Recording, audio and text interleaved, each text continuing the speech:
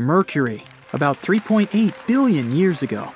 A huge asteroid is about to collide with the planet. Boom! Fragments are flying in different directions, along with the blast wave. When the dust settles, we see a crater almost the size of Lake Ontario. The most interesting thing here is the shape of the crater. It looks like a spider.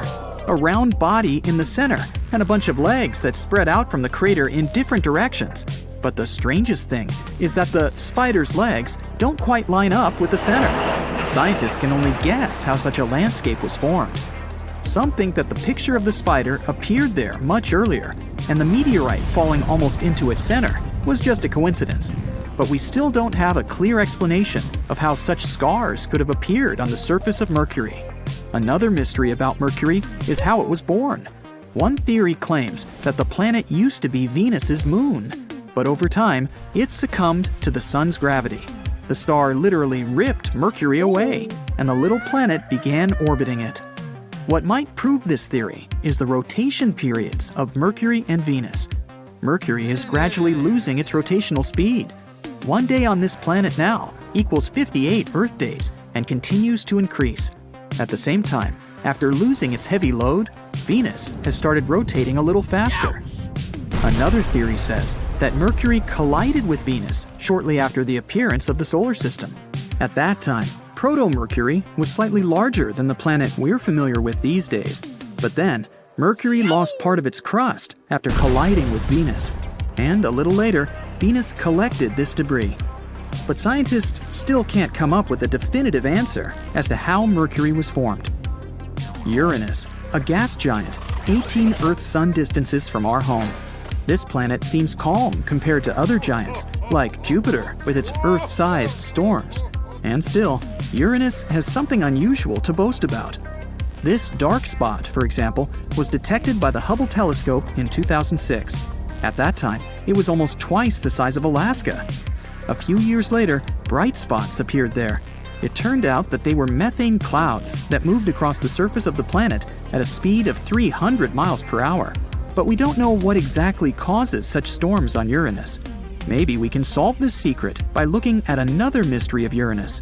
This planet rotates while lying on its side. If you look at the axis of our planet, you'll see that it's vertical and only slightly tilted. It's the same for most of the planets in our solar system. But not Uranus. Its axis is almost horizontal and pointed toward the sun. One of the poles of Uranus is fully illuminated at almost all times. The polar day on the planet lasts for 42 Earth years. When the tilt of Uranus's axis changes, the polar day starts on the other side of the planet. The other pole plunges into darkness for 42 years. This change of seasons can cause severe storms on the planet's surface. But why exactly Uranus lies on its side is unknown.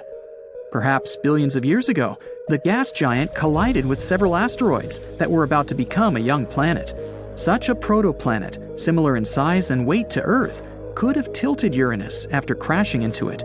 But it's still just a hypothesis. Now let's go to Jupiter's moon, Europa.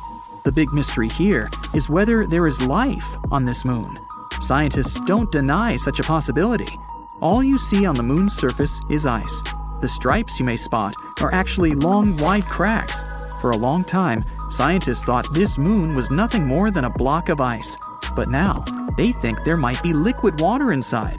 The core of Europa is heated by the tidal forces of Jupiter. This warm core melts the ice around it, so there really could be a huge ocean under the ice crust. Since water is the basis of life, different microorganisms could exist there. But we would only find out if we sent a probe there. We would have to drill through 24 miles of solid ice and start searching in an ocean twice the size of all water reservoirs on Earth. Look at Saturn's moon, Titan. It's the second largest moon in the solar system. It's 50% bigger than Earth's natural satellite.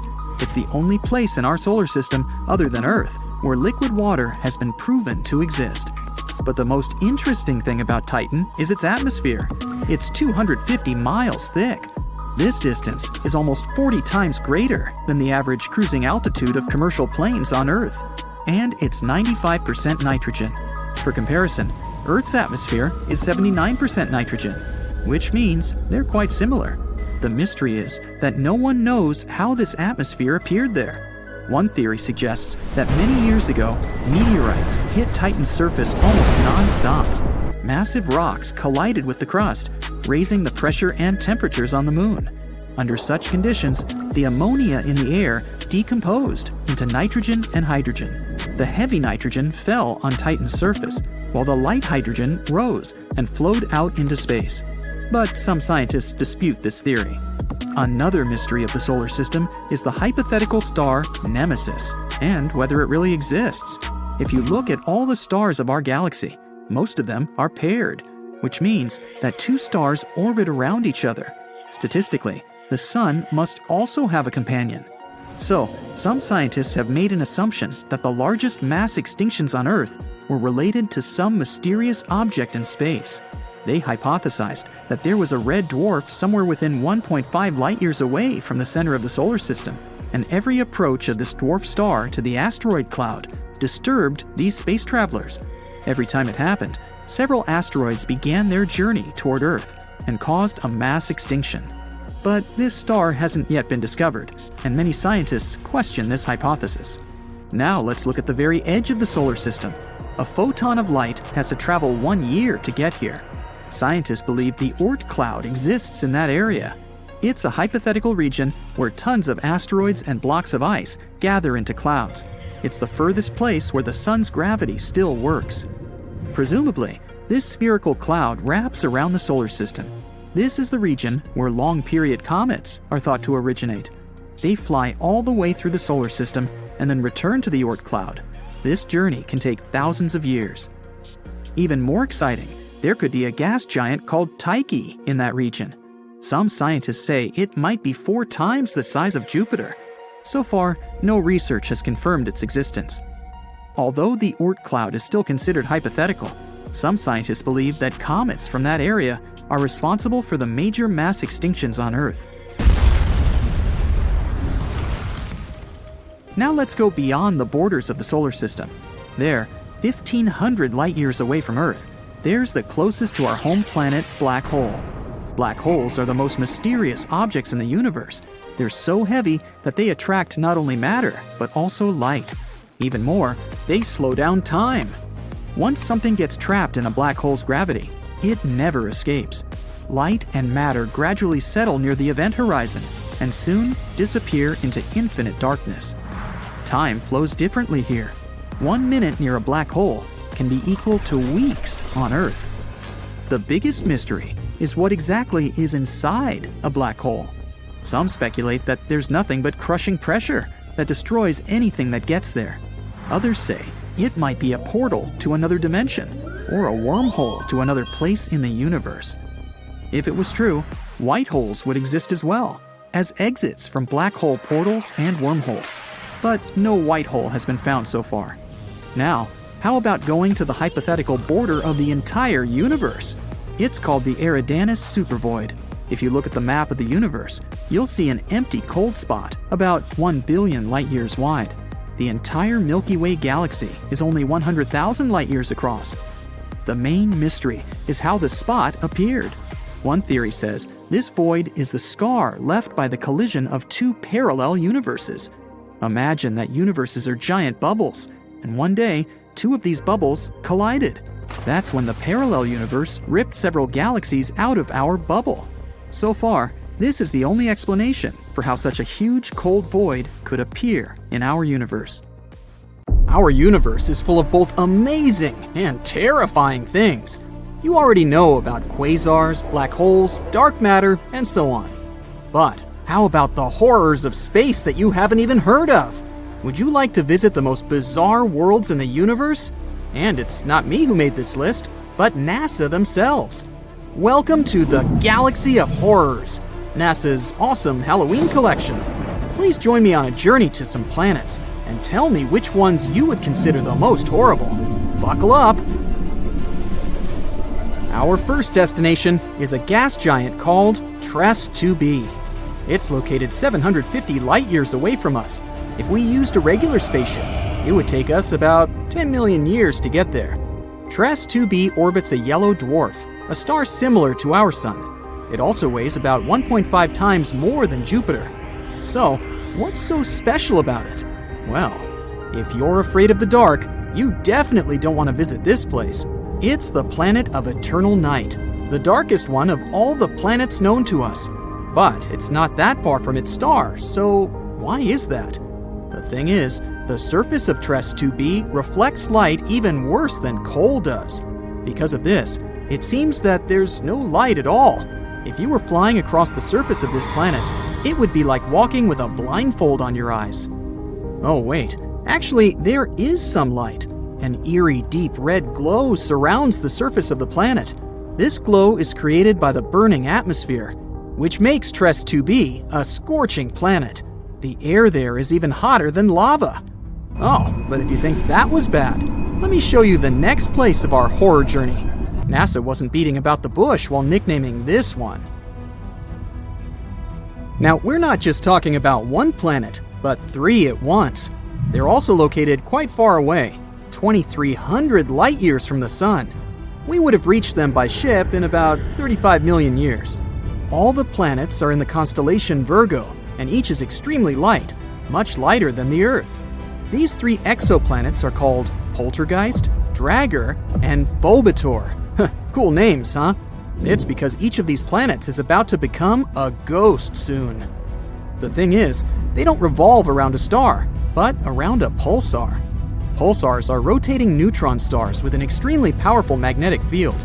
In simple words, these are the stars that exploded one day.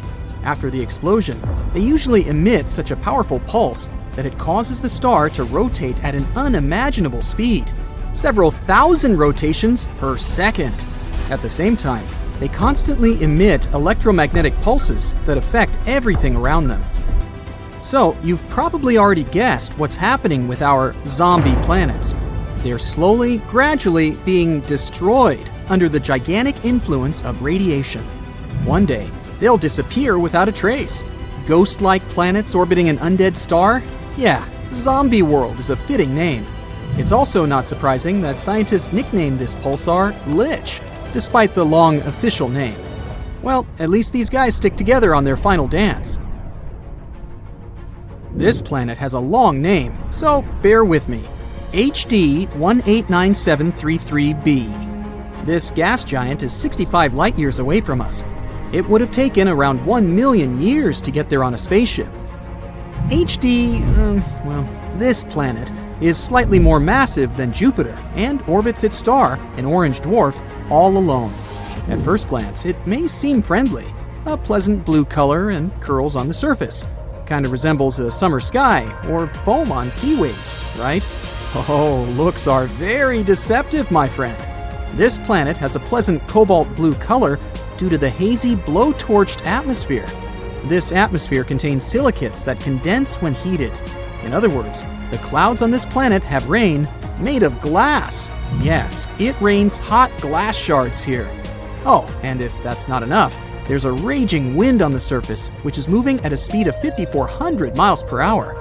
Just to compare, the fastest wind on Earth had a speed of 254 miles per hour, about 20 times weaker. And because of this, hundreds of thousands of glass shards rush horizontally across the planet's surface at breakneck speed. I really don't envy anyone who would want to try to land there. By the way, this isn't the only example of strange rains in our universe. For example, it rains molten iron on the planet Dimidium. Or let's take so-called carbon planets. Their existence hasn't yet been proven, but if they do exist, there would be tons of black poisonous clouds, and it would rain pure gasoline and hot liquid asphalt. Oh, and also, raindrops would explode upon touching the surface. Nothing special. The next planet, though, is actually really strange. It didn't just revolve around its star, it lived inside the star. This cosmic miracle is called Koi 55b, or Kepler 70b. This planet is very far away from us, 4,000 light-years. It would take about 70 million years on a spaceship. It's twice as light as Earth and fully rotates around its star in just a couple of hours. A long time ago, it was an ordinary Earth-like planet about the size of Jupiter. It was peacefully and calmly orbiting its red dwarf star, Koi 55. But everything changed about 700 million years ago. Perhaps you've heard that in a couple billion years, our sun will begin to expand into a huge star, absorbing everything in its path. Well, this is the fate of red dwarfs. Sooner or later, they increase, turning into incredibly hot blue giants. The same thing happened with Koi 55. This star began to increase in size and heat up in temperature, gradually turning into a blue-white giant. It was ready to devour its nearest planets. But Koi 55b didn't care about it. When the star reached it, this planet just settled inside. And moreover, after some time, it left its star, simply returning to the new orbit. How was that even possible? Life inside its star turned Koi 55b into a red-hot round stone. It's one of the hottest planets we've discovered so far. The temperature on it reaches 12,000 degrees Fahrenheit. It's hotter than the sun, which is, let me remind you, an actual star. And for some reason, it's still alive and lives as if nothing happened. Unfortunately, sooner or later, the planet will disappear anyway. It's slowly evaporating itself due to the incandescent atmosphere. But still, it somehow managed to survive the journey through the star, which isn't typical for regular planets, to put it mildly. I envy this willpower. However, not all planets are so lucky. Some are gradually being destroyed by their stars, and there is even an entire system among them. This last planet is a sad loner. It's located 870 light-years away from us. The journey by ship to it would take about 25 million years. This planet is about 1.5 times more massive than Jupiter. This is a very sad, dark planet. A doomed gas giant, which is very similar to hot Jupiter, orbits its star all alone. At the same time, it's located so close to its star that its orbital period takes just 1 day. Of course, because of this proximity, the star gradually absorbs WASP-12b. The scorching heat of the star is slowly destroying and devouring the planet's atmosphere. The planet has only around 10 million years left. But what's more interesting, because of this stretching, WASP-12b acquired the shape of an egg. It doesn't even resemble an actual planet anymore. It's also very hot. The surface temperature of the gas giant reaches 4,000 degrees Fahrenheit. Also, a spectrograph of cosmic origin, or COS for short, found that the planet exchanges matter with its star. They're located so close that they give each other part of their chemical elements. This is a common phenomenon in closely spaced binary star systems, but this is the first time scientists have seen this in a star-planet relationship. What a unique system. To be honest, if I was guaranteed complete security, I'd be excited to visit at least some of them. What about you? Please let me know in the comments. There's something happening inside the moon, something that nobody expected. Not a dramatic shift you'd see on the outside, but deep down, where things seem frozen in time, scientists have uncovered a hidden layer of what you could only call moon goo. Remember those school lessons about the crust, mantle, and core? Much like the Earth, the moon is made up of layers, a crust, mantle, and core. However, the moon's core is much smaller compared to ours. Earth's core is huge. It makes up about a third of our entire planet's mass.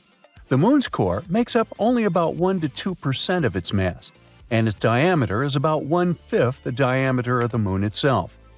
It's surrounded by a hard, rocky mantle. But it turns out that between these two layers, that mysterious goo layer, and it's way more important than you might think. The layer is soft and partially molten, ebbing and flowing like the tides in our oceans. It rises and falls, stretching and shifting as if it were alive. Its movement isn't chaotic, but subtle and regular. We always knew that the moon influences our seas and oceans, causing tides with its gravity. But it turns out that we influence it back. The goo ocean reacts to the gravitational dance between Earth and the Sun. Also, the molten layer could be made of ilmenite, a very intriguing material. Ilmenite is rich in titanium, a strong and lightweight metal that we really love over here on Earth. Titanium is used in everything from airplane parts and spacecraft to medical devices, even in everyday items like bikes and laptops. all because it's incredibly strong and very resistant to corrosion and heat. So, if the moon might have a molten layer rich in ilmenite, that would be awesome. Astronomers are already planning for lunar bases, and if we had a material to build structures, spacecraft, or even tools for astronauts right there, that would be a game changer. Otherwise, we'd need to transport materials from Earth, which is extremely costly. This is our first tangible sign that the moon is not just a cold, boring rock. Instead, it's dynamic, living, and breathing, with moving forces beneath the surface. NASA used new special tools to discover this: the Gravity Recovery and Interior Laboratory and the Lunar Reconnaissance Orbiter. These are both space missions designed to study the moon, but they don't just look at the surface like a telescope. Instead, they help measure things we can't see with our eyes, like the moon's gravity and how it changes over time. Grail sent 2 small spacecraft around the moon named Ebb and Flow. Clever. The idea was for these spacecraft to fly close to each other and measure tiny differences in the moon's gravity as they go. It's like they were feeling the moon's invisible pull in different places. If the moon's gravity was stronger in one spot, the spacecraft moved closer together, and if it was weaker, they moved farther apart.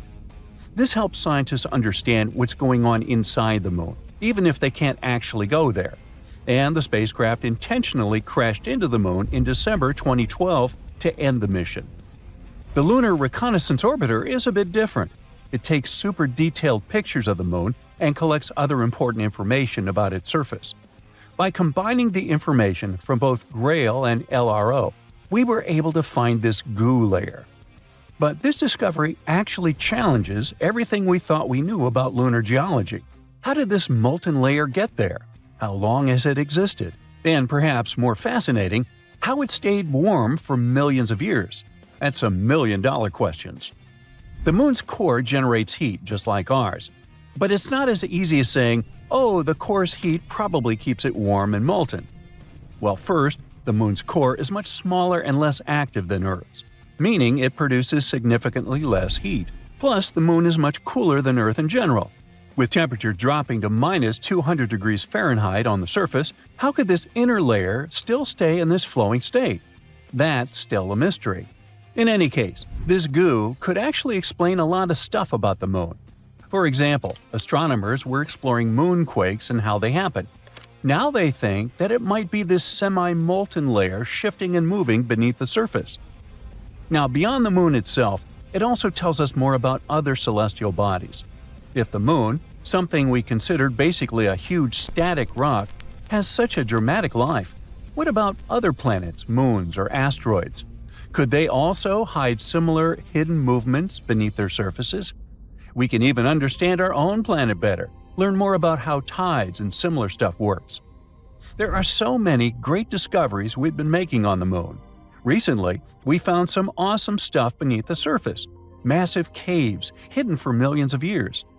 For over 50 years, scientists have suspected that the moon's surface is full of underground tunnels and caves.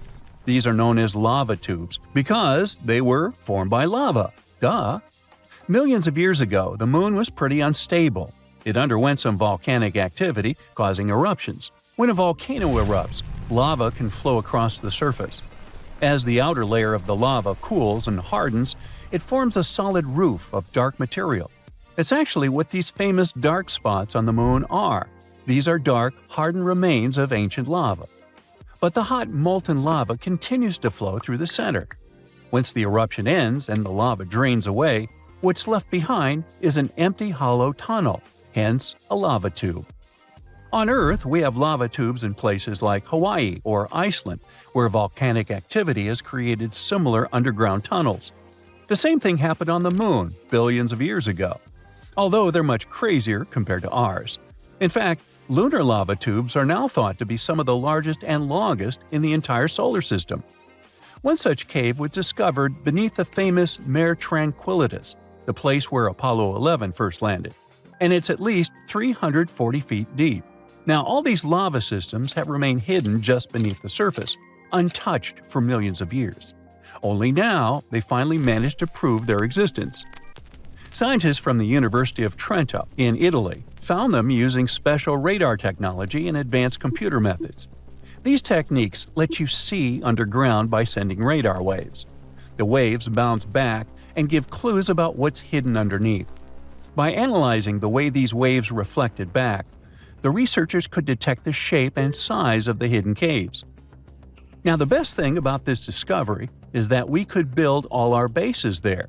These caves protect from radiation, harsh winds, and meteoroids.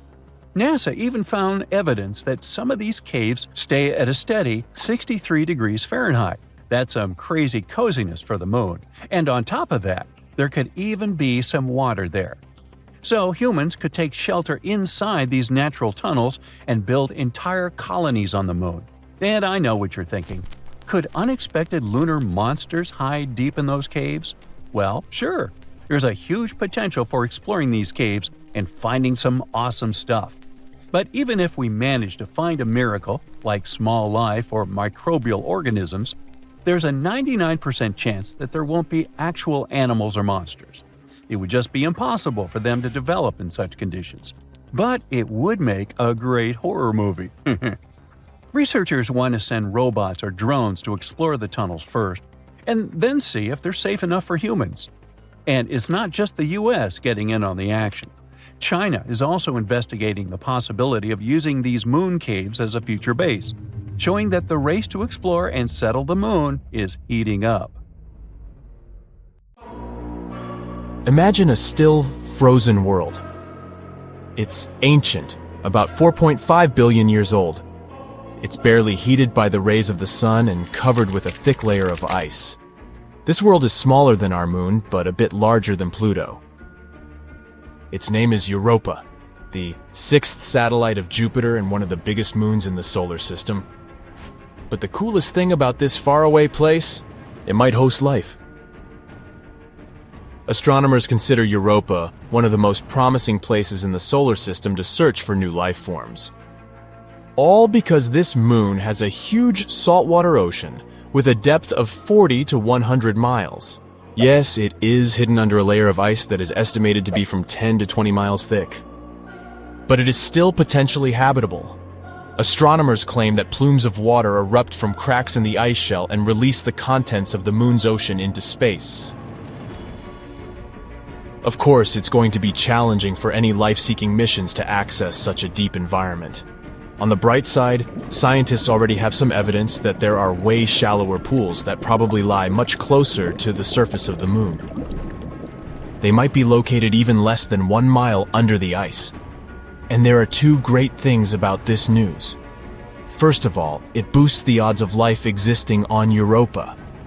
And secondly, if it's true, it can make it easier for future missions to find these life forms, if there are any. Interestingly, the new discovery about these shallow pools came about by sheer luck. The scientist leading the research, Riley Kohlberg, accidentally saw a presentation of his colleague, a planetary scientist. That scientist showed a picture of double ridges on the surface of Europa, and Kohlberg remembered that he had seen similar ridges on Earth. But while such formations are rare on our planet, they are way more numerous on Europa. The following studies suggested that the ridges on Jupiter's moon might be the result of a specific cycle, similar to that on Earth. In this cycle, liquid water freezes and then thaws inside an ice sheet, which is a rather high-pressure environment. This causes the sheet to move upward over and over again, creating a two-peaked structure. Or at least that's what happens on Earth. If the processes on Europa are similar, it can prove the presence of shallow waters on the satellite. Of course, the temperature, pressure, and chemistry are very different on Europa. And scientists don't know yet how the ice behaves there.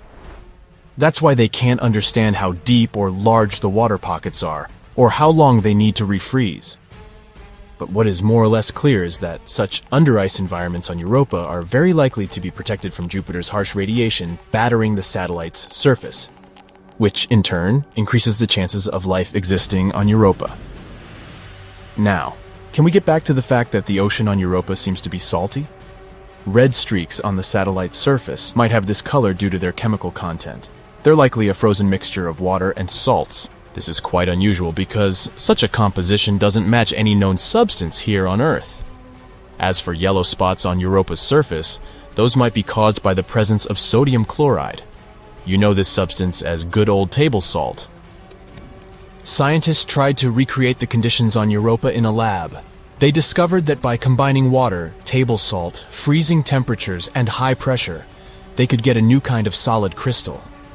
This substance might exist both at the bottom of Europa's ocean and on the moon's surface. But besides this information, researchers are in the dark. Hopefully, we'll find the answers to some of these questions around 2030. That's when a mission called Europa Clipper, which is going to be launched by NASA, will probably reach Europa.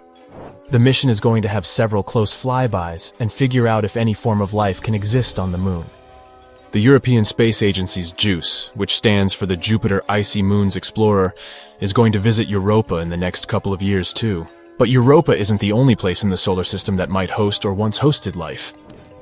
In 2003, Mars Express, a spacecraft launched by the European Space Agency, discovered methane in the atmosphere of Mars. On our planet, the biggest part of this gas in the atmosphere is produced by living creatures, for example by cattle digesting food. However, scientists think that methane was stable in the Martian atmosphere for about 300 years. And then, in 2006, the methane almost entirely vanished from the red planet. And it happened 600 times faster than researchers' models accounted for.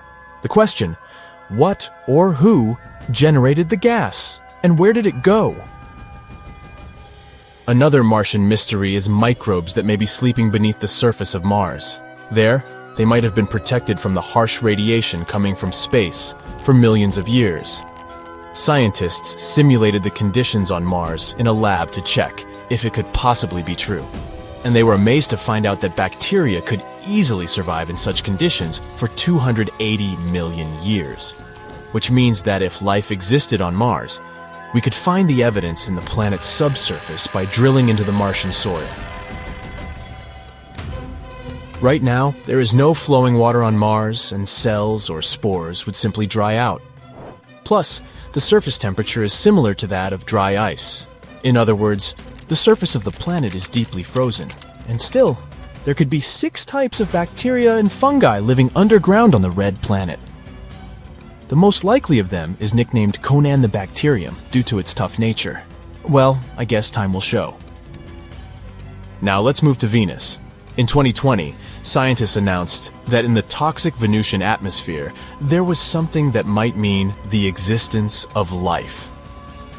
Unfortunately, scientists didn't have any evidence, since there was no chance to collect any microbe specimens or snap any pictures of extraterrestrial life. But they claimed that they had discovered a chemical called phosphine there, and it was a big deal. If it wasn't some previously unknown chemistry that was producing this gas, then there could be some kind of microbial life involved in the process.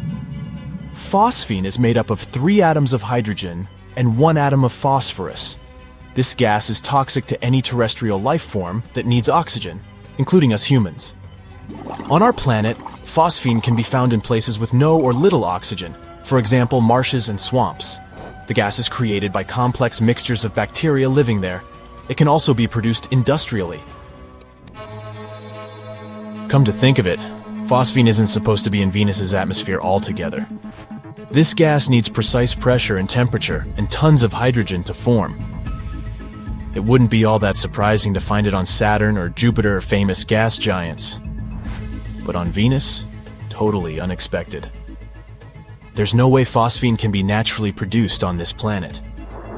Tiny amounts of it can be created during volcanic eruptions, lightning storms, minerals blown up to the surface, or meteorites entering Venus's atmosphere, but not as much as astronomers thought they had observed. And it had to make scientists suspicious, but they were too happy about their discovery. They probably thought it meant there could be life on Venus. But even if this gas was created by some mysterious organisms, it would be a big question how they survived on Venus. On our planet, some microbes can thrive in environments with an acidity of 5%, but no more. On Venus, though, clouds are almost entirely made of acid, containing more than 90% of sulfuric acid. The Venusian atmosphere is also 50 times as dry as the driest place on our home planet. And indeed, in 2022, thanks to better and more high-resolution telescopes, it was concluded that there was no phosphine in Venus's atmosphere. Or even if there was, it was a very small amount. So far, we need to look for signs of life further away from Earth. A few years ago, NASA caught a mysterious green glow on Jupiter. It was moving at breakneck speed and almost escaped detection. Could it be proof that Jupiter has secrets we've been missing for decades? And if so, how will it affect us humans on Earth? Well, the truth is, astronomers didn't just stumble across this phenomenon. They've been studying Jupiter very carefully for a long time. The reason is the Juno mission. The Juno spacecraft was launched in 2011, and it reached Jupiter in 2016. Since then, it's been orbiting the planet and collecting tons of data. Juno's job is to help us understand what Jupiter is made of, how its atmosphere works, and what's happening deep inside the planet. In 2020, one of Juno's cameras, called JunoCam, clever, captured something strange. Near Jupiter's North Pole, a bright green flash of light occurred. This light appeared to be moving very fast. Capturing fast-moving objects in space is extremely difficult. That's why this image surprised many scientists. So, what could this green glow be? The most plausible and widely accepted explanation is lightning. But lightning on Jupiter is very different from lightning on Earth. On Jupiter, lightning forms inside massive clouds made of ammonia and water. These storms are far stronger than anything we experience here, and they can produce unusual colors, including green. But what if the green glow isn't lightning at all? Why didn't we see it before? This glow could always exist, but it probably moved too fast for our cameras to catch until now. Anyway, if we spot it again, we would be able to study it more closely and figure out what's really going on. Until then, a lot of the explanations are still educated guesses. Another question is what this might mean for Earth. Scientists are sure it won't have any direct impact on our planet. But the discovery is still important. It shows that weather-like phenomena such as lightning exists on other planets, and sometimes in much more extreme forms. Like on Mars, for example. Scientists have just discovered that the planet's atmosphere crackles with static electricity. In other words, Mars has tiny lightning. Back in 2021, when a dust devil rolled over NASA's Perseverance rover, scientists expected to hear the usual stuff: sand scraping, wind rushing past. Instead, the rover picked up a faint pop. At first, it didn't make much sense, and now, researchers finally think they know what it was. That sound likely came from electricity discharging in Mars's thin air. Basically, mini lightning on Mars. It doesn't look like lightning on Earth. There are no bright flashes streaking across the sky. Mars's atmosphere is too thin for that. Instead, these are tiny sparks. Still, they count as lightning, which officially makes Mars the third planet beyond Earth known to have lightning, after Jupiter and Saturn. How did scientists find this? Well, Perseverance has a microphone called SuperCam mounted on its mast. Over 2 years, it recorded about 28 hours of Martian sound, and hidden in all that audio were 55 short bursts that matched what you would expect from small electrical discharges. The sparks were super tiny, like those little shocks you get when you touch a doorknob after walking across a carpet. Yeah. Each spark lasted only milliseconds, but 7 of them also lined up with electromagnetic interference. This is a big clue that electricity had jumped through the air near the rover. But where does this Martian lightning come from? On Earth, lightning forms inside storm clouds when ice particles collide. Now Mars doesn't have rainstorms like that. It's too cold and dry, but it does have a lot of dust. When strong winds whip dust grains around, they rub into each other and trade electric charges. Scientists use a long and complicated word to describe this phenomenon: triboelectrification. But the idea is simple. friction builds up electricity. Once that charge grows strong enough, it releases. That release creates both sound and electromagnetic waves, the very signals Perseverance detected. These tiny sparks might sound harmless, but they matter a lot. Electrical activity can change Mars's chemistry. It may help create reactive chemicals like hydrogen peroxide and percolates, which break down organic matter. That could help explain why Mars struggles to preserve signs of ancient life. Electricity might also affect how dust moves. Charged dust lifts more easily, which could help dust storms grow and support themselves. That creates something like a feedback loop. More dust, more charge, more storms. And there's a practical side too. These sparks won't hurt astronauts directly, but they could interfere with electronics or damage sensitive equipment. Knowing when and where they happen will help engineers design future missions and future spacesuits to handle Mars's electrically active environment. Now, let's move further away from the Sun. Here's something that might change how you picture the solar system. New simulations suggest that Uranus and Neptune might not be giant balls of ice after all. They could actually be much rockier on the inside, with thin icy layers around. Researchers at the University of Zurich ran new models and found that these ice giants don't have to be ice-dominated to match what we observe. In fact, many of their simulations work just as well if these planets contained a lot more rock than expected. Based on the data we have today, Uranus and Neptune could be rock-heavy or ice-heavy. There's just not enough information to choose between the two. That's why scientists keep calling for missions that would orbit these planets and study them up close. Voyager 2 flew past Uranus in 1986 and Neptune in 1989. It grabbed a few measurements and kept going. No spacecraft has ever stayed long enough to really figure out what's happening beneath the clouds. So scientists rely on computer models built from limited clues. The classic ice giant picture still works, but it's no longer the only explanation that fits the data. Now, another astonishing discovery involves Uranus's moon, Ariel.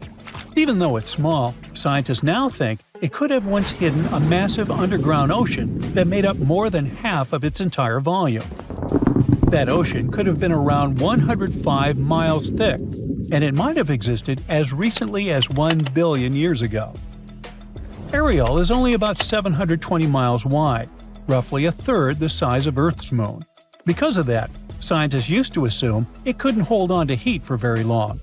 Newer research doesn't quite agree. When Voyager 2 flew past Uranus in 1986, it sent back images showing that Ariel's surface didn't look old and frozen. Instead, the moon looked relatively young and active, with cracks, ridges, and even signs of ice volcanoes. Some of those features look surprisingly similar to what we see on moons, like Europa, Enceladus, and Triton. And those are places we already know have oceans beneath the ice. Later on, scientists also found traces of ammonia and carbon-based compounds on Ariel's surface. Those chemicals usually don't last long, unless something keeps bringing them up from below, which often means liquid water underground. Researchers built models of what the inside of Ariel might look like. In their simulations, the moon had a brittle outer crust, a softer layer underneath, a deep ocean below that, and a solid core at the center. After that, they tested how Ariel's crust would react to tidal forces, the constant stretching and squeezing caused by Uranus and nearby moons. It turns out that if Ariel's crust was less than about 19 miles thick, it would crack under a serious amount of tidal stress. One source of that stress could be an interaction with another moon, Miranda, about 1 to 2 billion years ago. That interaction slightly stretched Ariel's orbit and put enough strain on the crust to break it. In any case, it's too early to claim that Ariel still has a huge ocean today. It's small, and it loses heat easily. If any liquid water remains, it's probably much thinner and not exactly a great place to look for life. It's dark and incredibly cold. There's no oxygen. There's no water. There's no life. But the James Webb Space Telescope doesn't seem bothered by all this. Its main goal is to find the very first galaxies that formed billions of years ago in the early universe and observe the stars making up distant planetary systems. Its mission is to... But wait, what is that? The James Webb Space Telescope has discovered something absolutely amazing. A star-planet hybrid with very strange clouds. This bizarre world called VHS 1256b is actually a brown dwarf. Those are bigger than planets, but too small to classify as stars. They emit some light of their own and are quite hot, but their mass is simply not enough to fuse hydrogen into helium, like full-fledged stars do. Space bodies of this kind aren't actually brown. They occur in a wide variety of colors, but those are mostly invisible to the human eye. What we can see is the light they emit, and to us it appears to be dark orange or magenta. The brown dwarf we're talking about is almost 20 times the size of Jupiter. It orbits 2 red dwarf stars. And to complete one orbit, the brown dwarf needs 17,000 years. In fact, astronomers found out about this unusual exoplanet in 2016. But at that time, they didn't classify it as a brown dwarf, and thus couldn't explain its puzzling reddish glow. Now, thanks to the James Webb Telescope, they know the space object's origin. Anyway, back to those clouds. As you know, clouds on Earth are made of water vapor, but those on the brown dwarf are different. They seem to be made of sand. It looks like good old sand from Earth, but it's actually not. The clouds are made of tiny particles of silicate. Scientists have been putting forward theories about the existence of such sand clouds on exoplanets for quite some time. But the discovery the James Webb Space Telescope made is the first real proof. The silicate particles on the sandy dwarf are most likely quartz or some other mineral. In size, they're less than a micron, and 1 micron is 1/25th of a thousandth of an inch. In other words, they look like particles in smog. The exoplanet seems to have an atmosphere which contains some water, methane, and other substances and minerals. Interestingly, this atmosphere isn't still. It's constantly undergoing extreme changes. Another cool thing about it, scientists have detected carbon dioxide. And this is only the second confirmed discovery of this gas on a planet outside the solar system. By the way, the James Webb Space Telescope, with the help of which astronomers discovered our sandy brown dwarf, is an absolutely stunning piece of equipment. Around 100 times more powerful than Hubble.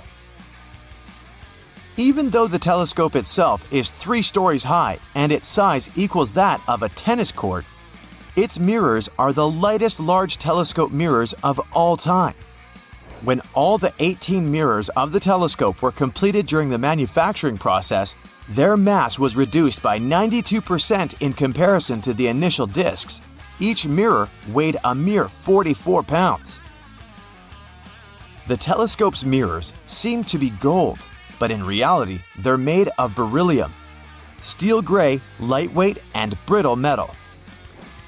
There is indeed a gold coating on each mirror, but they can't be produced entirely out of gold, since this material tends to expand and contract even with small temperature changes. That's why the total amount of gold in the James Webb Space Telescope is less than 2 ounces. James Webb's telescope side is cooling itself down, and its temperature doesn't rise higher than -370 degrees Fahrenheit. That's cool enough to make liquid nitrogen. A truly enormous 5-layered sunshield stretches around the telescope and reflects away as much sunlight as possible, letting the telescope stay cool. The telescope was launched near the equator because Earth spins a bit faster there, and this gave the rocket some extra push. The telescope orbits the Sun more than 1 million miles away from Earth, and when it runs out of fuel, it'll keep orbiting the Sun indefinitely. On the other hand, even though the telescope wasn't actually designed to be serviced or upgraded, it might potentially be refueled with the help of robots. This would extend its life. Anyway, if you think that our newly founded brown dwarf is the only bizarre exoplanet out there, let me show you some other breathtaking worlds. There is an exoplanet that is really something else. Just look at its awesome magenta color. You can find it in the Virgo constellation. The planet is called Gliese 504b. It orbits very far from its parent star, 9 times the distance between the Sun and Jupiter. The planet formed relatively recently and is still glowing with heat.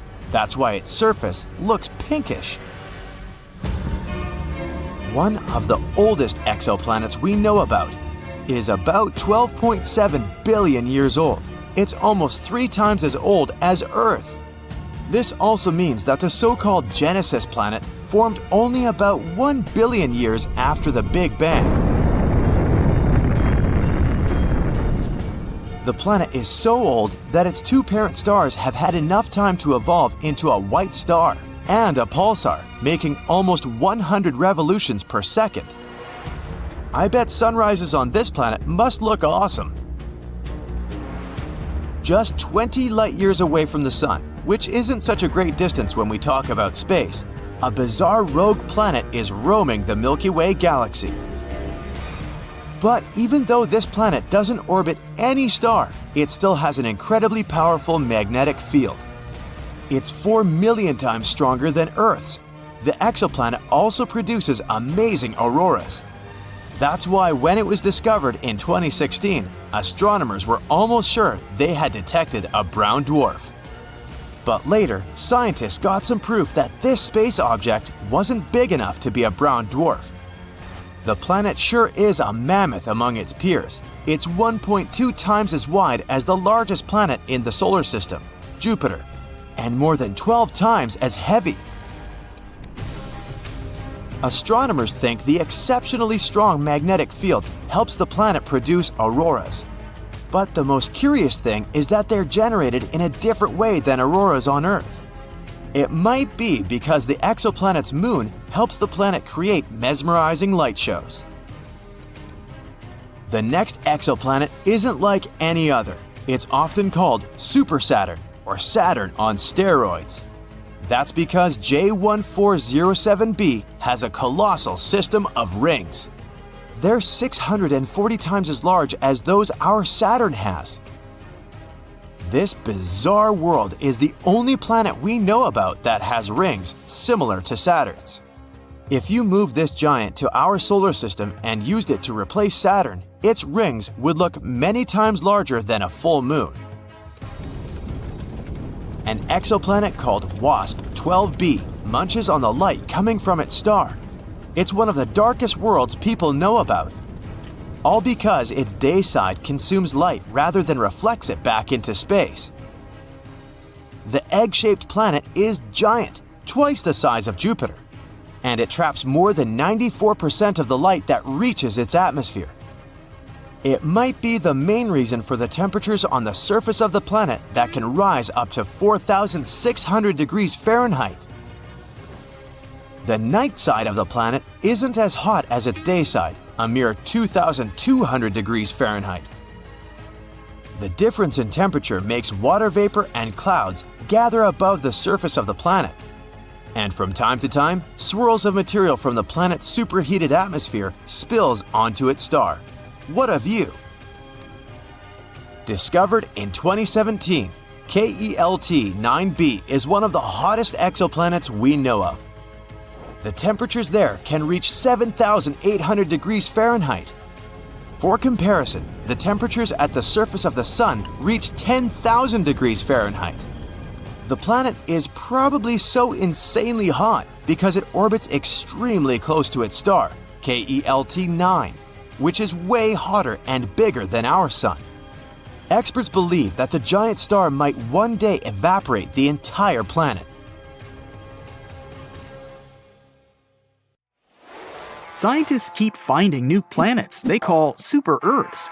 It's a class of more massive planets than Earth, but way lighter than ice giants, such as Uranus and Neptune. Super-Earths can be made of rock, gas, or a combination of these two. They are often twice or even up to 10 times bigger than the Earth. They're interesting to study, but kinda too far away from us. They're pretty common outside of our solar system, together with other interesting planets like mini Neptunes. Those can also be gas dwarfs, ice giants, or huge rocky bodies. But again, we don't have anything like that. But something we do have that those other solar systems don't? Jupiter. It's the biggest and heaviest object that orbits our sun. This king of planets possesses a powerful force to dominate our solar system. Jupiter is notorious for eating planets. A protoplanet slammed into it about 4.5 billion years ago when Jupiter was still a young planet in its early stages. This protoplanet was 10 times heavier than Earth and was made of ice and rock. The collision was huge. Jupiter's core broke apart, and helium and hydrogen mixed with denser materials. Through time, the heavy material settled back into the dense core, which is what we see today. And if it swallowed a planet before, it might keep doing it as well. We suspect our solar system used to have many more large planets than it has now. For example, it's kinda empty around Mercury today. Similar areas around many other central stars are definitely more packed with intermediate mass planets, with the size between Earth and Neptune. Our solar system was a chaotic place at its beginnings. Young stars were surrounded by swirling disks of dust and gas, and planets would form out of that debris, something like trees when they're springing up from the ground. Small rocky planets would form in the strong heat and light close to stars, while gas giants would form farther out, where temperatures were lower, which means they could preserve more gassy materials. And even though planets in our solar system seem pretty stable and peaceful today, following their orbit, they weren't that calm before. Some planets didn't have a circular orbit. They had oblong, more eccentric paths. It took them swinging first toward their stars and then farther away. It was like they had been thrown off kilter by the gravity of other planets on their way. There's something called the grand tack theory. It explains things happening in the first few million years when our solar system was forming. At some point, Jupiter, one of the key players here, may have been pulled in closer by our central star. After that, it went back and took a huge cloud of debris. It was like a sailboat when it tacks around a buoy. This kind of messed with planets that were in the process of formation. After Saturn was fully formed, our close neighbors in the solar system cleared out a little. But if the idea about grand tack is correct, Jupiter had grabbed everything in its way, and its migrations had caused more collisions in this area. Jupiter might have delivered some of the water that now fills the oceans we have on our planet. It shepherds plenty of asteroids. From time to time, it sends some whizzing into interstellar space or amongst the planets in our solar system. It may have even taken part in the dinosaur extinction 66 million years ago. When the huge space rock hit the Earth, it left a crater off the coast of the Yucatan Peninsula in Mexico. It all caused earthquakes, volcanic eruptions, and tsunamis that made a huge impact on all animal and plant life on Earth. No one knows where it came from. We're not even sure if it was an asteroid or a comet. One theory says it may have been a comet that came from the Oort cloud, which is made of icy debris and is located somewhere at the edge of our solar system. It could have been bumped off course by Jupiter and its powerful gravitational force. This way, our solar system was like a pinball machine, where Jupiter, the biggest planet, kicks incoming comets into orbits that send them closer to the Sun. When these comets are near the Sun, they can go through strong tidal forces that break them apart and eventually create shrapnel-like pieces of a comet. That event was a point when our mammalian ancestors started to rule. That means without Jupiter, there might not be us either, nor the Earth. It seemed like our biggest planet came swinging in, destroyed older planets, and cleared the way for smaller worlds like ours. Jupiter may have been the reason why we can't find Planet 9 right now. Scientists believe it exists, and they think it could be hiding somewhere beyond Neptune, but not Pluto. There are 3 zones in our solar system: the inner planets, outer planets, and whatever there is beyond. The mysterious planet could be the size of the Earth or Mars. It swirled among the gas giants before they eventually swept it toward the outer parts of our solar system, or even somewhere into deep space. Jupiter has stripes because of differences in temperature, atmospheric gas, and chemical composition. Scientists used to think the only reason for these different colors was the mighty atmospheric wind and material circulating between layers of the atmosphere. Now we know the light-colored stripes, or so-called zones, show us where the gas rises. When the stripes are dark-colored, they're called belts and can tell us where gas is sinking. Jupiter's moons could also be why the planet is stripy, because they're tugging on its atmospheric convection cells. At the center of Jupiter, there's a dense liquid core made of helium and metallic hydrogen, together with dissolved heavier elements. As we go further from its center, the temperature and pressure inside the planet drop off. That way, the liquid interior gives way to gases from the atmosphere. Again, mostly helium and hydrogen. No one knows how deep this liquid-gas boundary lies, but the planet is probably fully liquid a couple of thousand miles under its cloud tops.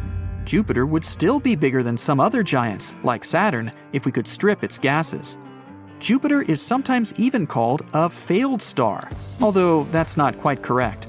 It's mostly made of hydrogen, like regular stars, but it's still not massive enough to start thermonuclear reactions in its core, which would eventually turn it into a real star. In theory, every object could be turned into a star if you only add enough matter to it. If there's enough mass, the temperature and internal pressure will increase and start thermonuclear reactions. So, to turn Jupiter into a star, such as the Sun, you'd have to make it 1,000 times more massive. But to form a cooler red dwarf, you'd only need 80 Jupiter masses more. That way, Jupiter won't spontaneously become a new star of our solar system. But if many space objects with similar mass collide with it, or in other words, if Jupiter eats them, then maybe. You never know.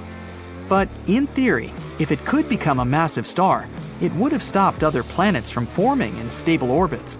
It would have also increased the radiation that the surface of those planets get, which is why it would be really hard for life to develop in our solar system. Jupiter is the planet that spins the fastest in our solar system. It only needs 10 hours to make a full rotation on its axis, even though it's huge, more than 300 times bigger than the Earth, and 2.5 times more massive than the rest of the planets in our entire solar system together. But if it got more massive, it would shrink. More mass would make Jupiter denser, which means it would begin pulling in on itself. So it could get 4 times its mass and would still be the same size. In the vast expanse of the universe, there are planets unlike any we've seen before. Planets with a treasure trove of diamonds. What mysteries do these sparkling worlds hold? What do they look like? And most importantly, just how much would it all cost? Let's find out. First of all, let's take a look at diamonds in general. We see them as rare and valuable gems. But did you know that they actually come from something as ordinary as carbon? That's right. This is the same element that's found in your pencil lead or coal. This is also the key ingredient in a diamond. But how does a plain old carbon atom turn into a dazzling diamond? Well, it all starts deep beneath the Earth's surface. At depths of around 100 miles, carbon is exposed to temperatures of over 2,000 degrees Fahrenheit and pressures of over 825 pounds per square inch. That's like putting the weight of 3 elephants on a postage stamp. Under these extreme conditions, the carbon atoms bond together in a unique way. They form the crystal lattice structure that gives diamonds their distinctive shape. This process can take millions or even billions of years as the carbon slowly makes its way closer to the Earth's surface through volcanic activity. And then, finally, the diamond is formed. After that, it may stay hidden in the Earth for thousands of years until it's brought to the surface through volcanic eruptions. From there, the rough diamond is cut and polished into the beautiful gems that we know and love. So, why are diamonds so valuable? Well, it's partly because of their rarity. Only a small fraction of the diamonds that are formed actually make it to the surface, but it's also because of their beauty and durability. Diamonds are the hardest substance known to humans, and they have a unique ability to refract light in a way that makes them sparkle and shine. Diamonds also have a wide range of practical applications. They're used in cutting tools, grinding wheels, and even in the tips of surgical instruments. And thanks to advances in technology, scientists are finding new ways to use diamonds in fields like electronics, energy storage, and medicine. All this goes to show that sometimes the most extraordinary things can come from the most ordinary of elements. Now that we know this, let's get back to our diamond planet. Can planets like this even exist? Actually, yes, they can. In fact, we come across diamonds in space much more often than on Earth. In space, extreme pressure and temperatures are very common. That's why the universe, and even our solar system, is actually incredibly wealthy. Your regular asteroid can cost millions of dollars. Helium, which we can find almost everywhere in space, has a huge energy potential. It's not surprising that humanity has been discussing the possibility of space mining for some time. Now, as I mentioned earlier, diamonds are formed deep within the Earth under conditions of extreme heat and pressure. Scientists believe that a similar process could occur on a planet that's rich in carbon. There are a few possible ways it could happen. For example, when two planets or asteroids that contain a lot of carbon collide with each other. The collision would create a shockwave that would push the carbon atoms together so tightly that they would form a diamond. The second way it could happen is if this region of space contains a lot of carbon. If the conditions are right, then the carbon atoms would come together and form a planet-sized diamond. It's like if you have a lot of Lego blocks and you put them together to create a big Lego structure. In other words, if two carbon-rich objects collide with each other, the carbon atoms can be squeezed together so tightly that they form a diamond. And now, surprise, surprise, these planets actually do exist. The planet we're talking about is called 55 Cancri e. It's one of the 5 planets in a small system in the constellation of Cancer. Its star is actually so bright that you can see it with the naked eye. It's located 40 light-years away from us, which may be trillions of miles, but on a space scale, it's pretty close. 55 Cancri e was first discovered in 2004. However, we didn't learn until 2012 that it was the first known diamond planet. All thanks to the research of scientists from Yale University. This planet is the super-Earth. This is a class of planets that are larger than our Earth, but too small to be considered giants. It's about twice as big as our Earth and about 8 times heavier. The planet rotates around its star really fast. It completes a full turn in just 18 hours. This means that 1 year on the planet is less than a day on Earth. It's also tidally locked to the star. In other words, one side of this planet is always turned towards the star and therefore is incredibly hot, while the other is in eternal darkness, just like with our moon. Also, 55 Cancri e is about 25 times closer to its star than Mercury is to our sun.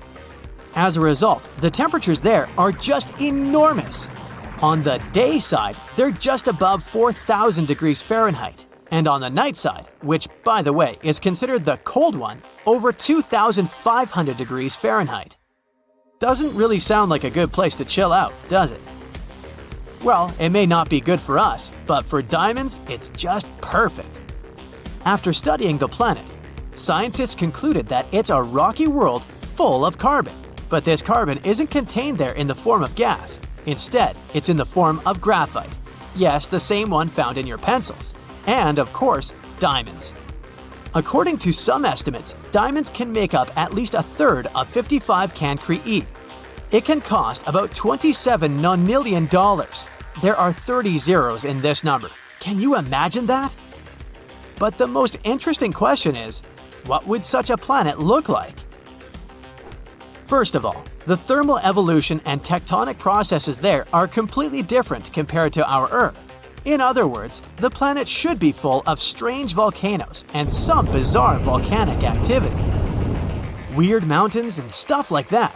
In addition, the planet is probably covered with large clouds of dust, and the atmosphere on it is very dense. Oh, and the weather there is definitely crazy. The researchers are planning to learn about the composition of 55 Cancri E's atmosphere in the future, but right now it's already pretty clear that this planet can't be called habitable. Well, finding life there is theoretically possible, but it's very unlikely. Life on a diamond planet could potentially exist deep underground, for example.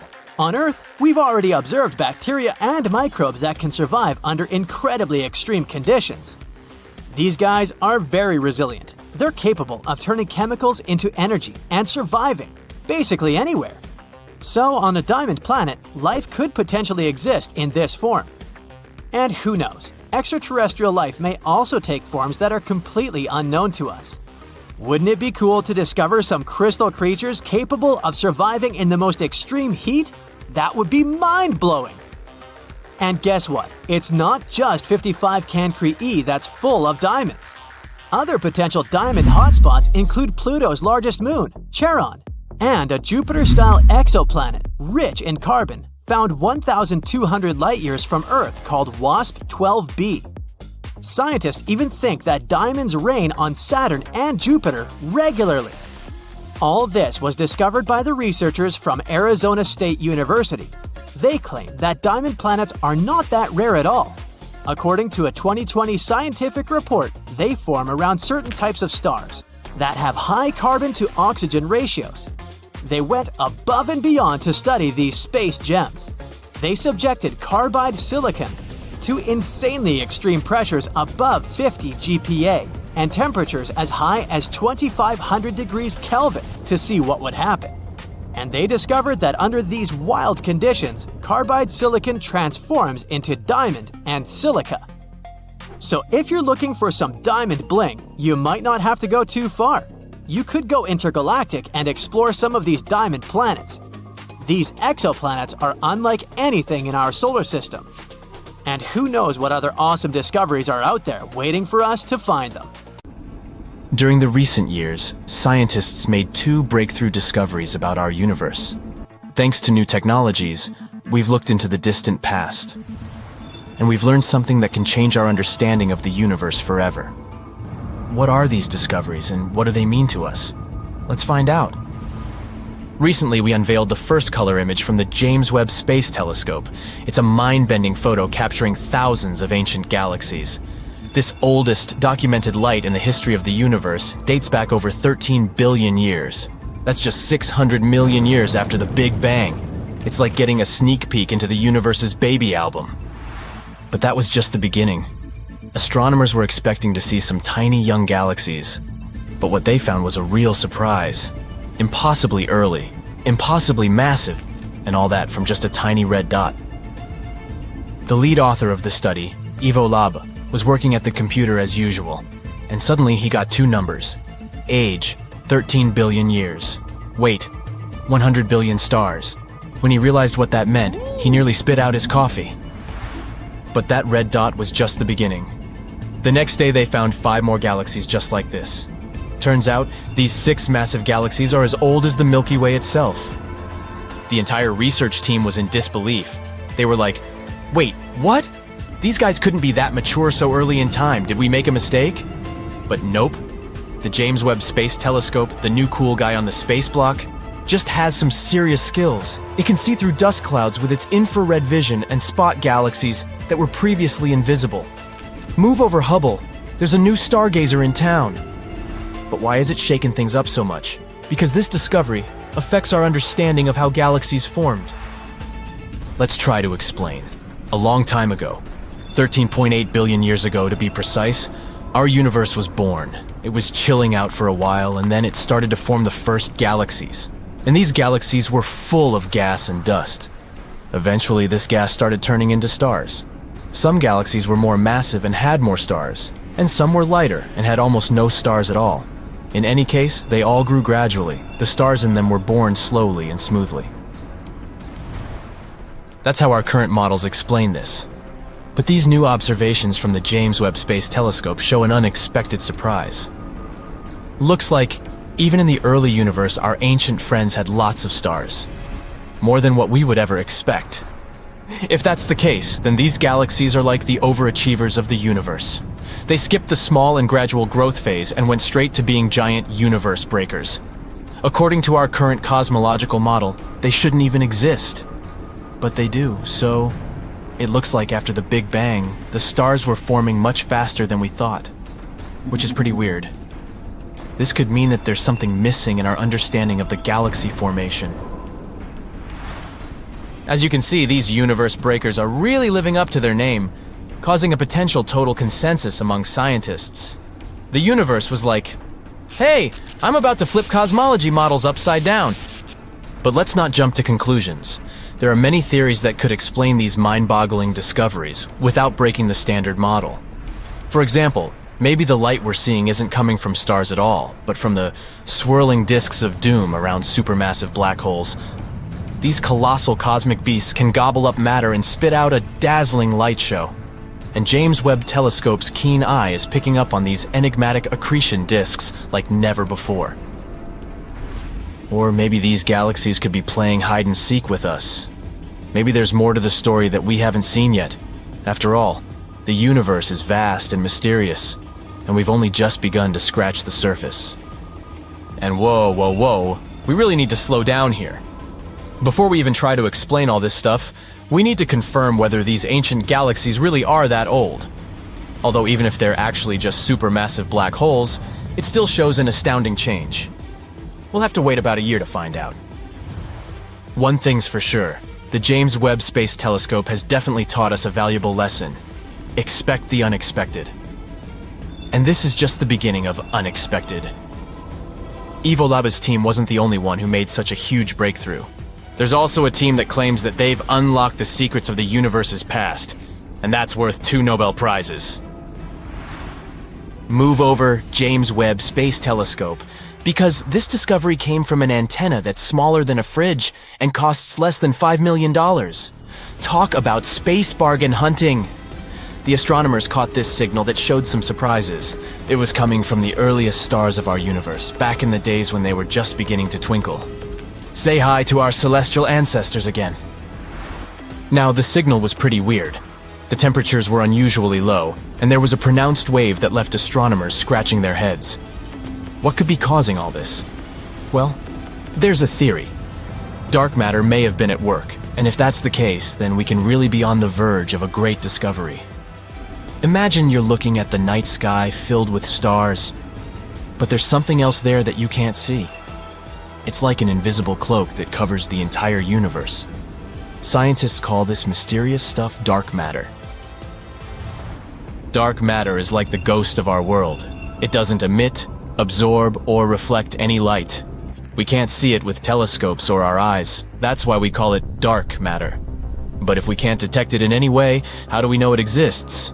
Because of its gravitational pull. One day we noticed that our understanding of how galaxies were created was incorrect. According to our calculations, they should have been some chaotic gas, but something held them together, turning them into spirals, like some kind of invisible glue. Then we thought, maybe this invisible glue really exists.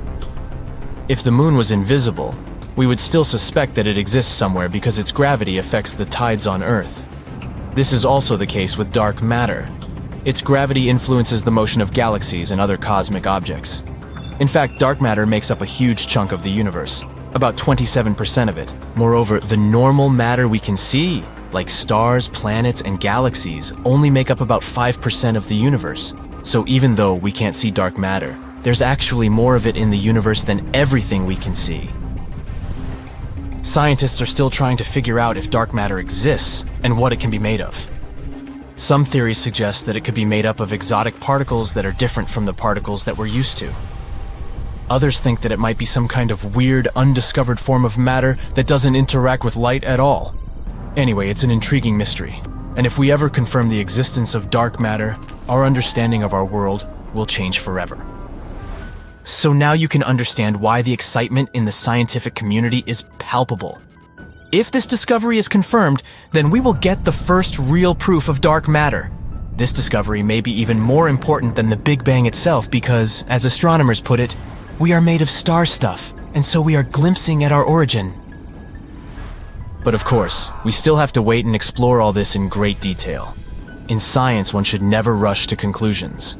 And while scientists study this stuff, we'll be here, on the edge of our seats waiting for the next space blockbuster to unfold. The universe never ceases to amaze us with its wonders. Who knew that such a small and humble antenna could unlock such cosmic secrets? It just goes to show that in the vastness of space, even the tiniest discoveries can have the biggest impact. Keep looking up, and who knows what other cosmic surprises are waiting to be uncovered. This is Neptune. The next stop is Pluto. Stand clear of the closing doors, please. One day, with top-notch future technologies, one stop from Neptune to Pluto won't seem much further than Times Square from Bryant Park today. There are huge ice mountains on Pluto, valleys that go further than your eyes can see, 160-mile large craters, almost as big as the largest one on Earth, and no life. The reasons are obvious. The long distance between Pluto and the Sun guarantees freezing temperatures on that dwarf planet. It also ensures a trip of a few billion miles.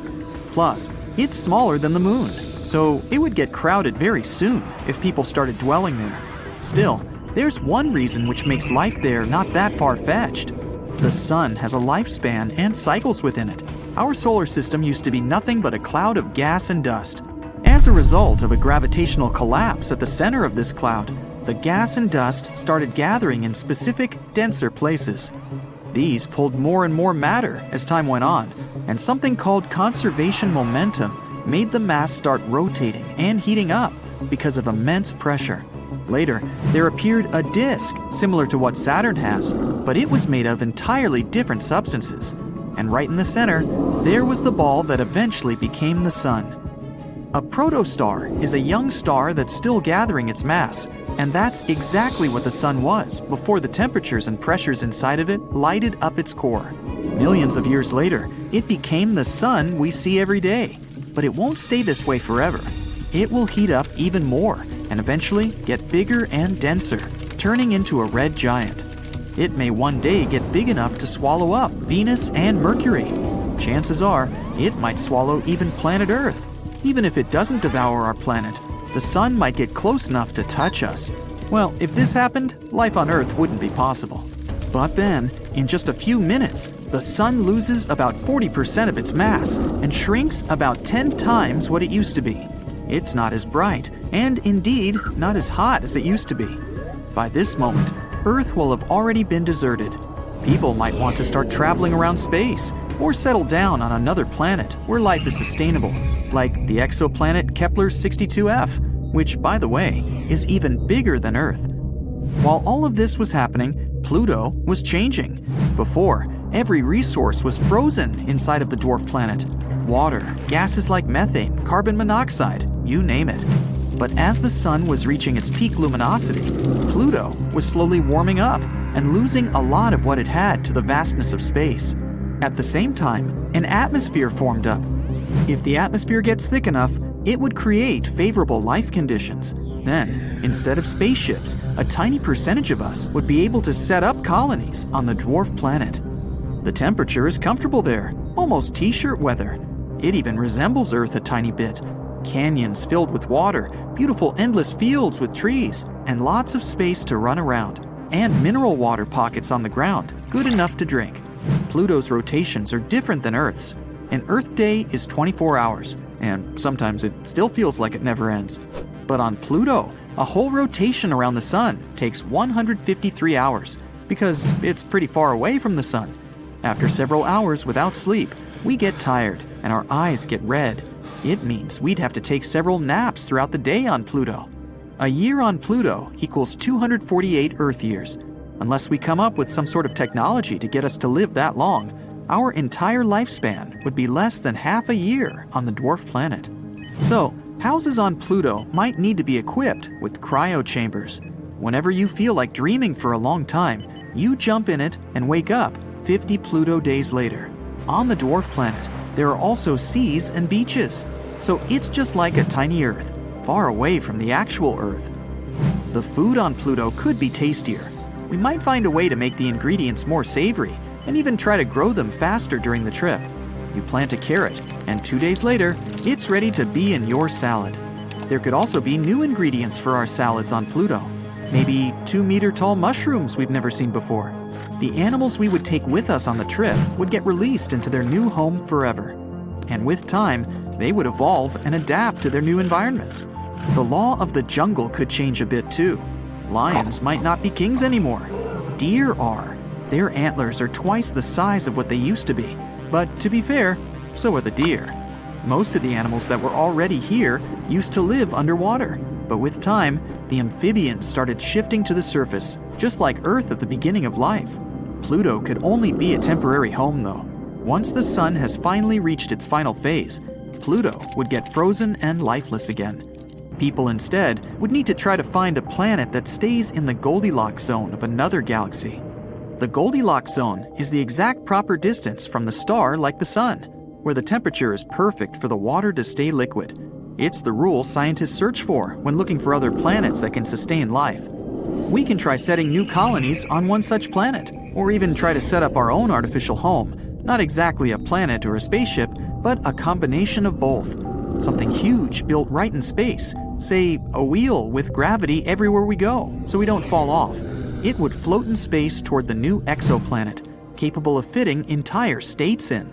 This whole trip might happen just because the sun first grew too much, and then, having reached the culmination of its life cycle, it would finally become a white dwarf. It's going to be a pretty long journey, and entire generations will be born here. You'll have a choice: sleep your way through the journey until humans finally reach their new exoplanet, or enjoy the trip in this fantastic spaceship. There's all you need on board: malls bigger than those on Earth, large futuristic cities, even places to farm, fields with rich soil made artificially, and finally, after a long journey, the exoplanet. It's even somewhat better than Earth. The planet is giant and has more continents. The continent's center isn't as far from oceans, which means there aren't as many desert areas. Though the sun of this planet is an orange dwarf, it's not as hot as our yellow dwarf sun today. It's a bit smaller, but here's the kick: orange dwarfs live somewhat longer.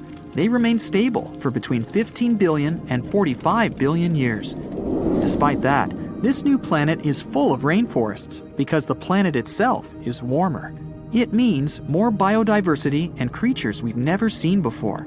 But even if nothing out there is suitable, we could try and terraform this planet instead. If we take Mars as an example, we could create a greenhouse effect by smashing ice-rich comets and releasing ammonia in them, making the planet warmer. We could also start planting trees. We'd probably need some Earth soil to do that, or we'd have to modify Mars's soil to be similar to ours. Sooner rather than later, the atmosphere would be close to the one we have on Earth. We'd be able to breathe too, because of the trees. Then, we can melt Mars's polar ice caps and voila, water. The problem is the solar winds and sun explosions that might strip it of an atmosphere just as quickly as we can create one, if not faster. It has no magnetosphere either, which means it can't protect us from radiation, so long-term Mars wouldn't be a good choice. Maybe out there, in the vastness that is space, there is a perfect planet waiting for us.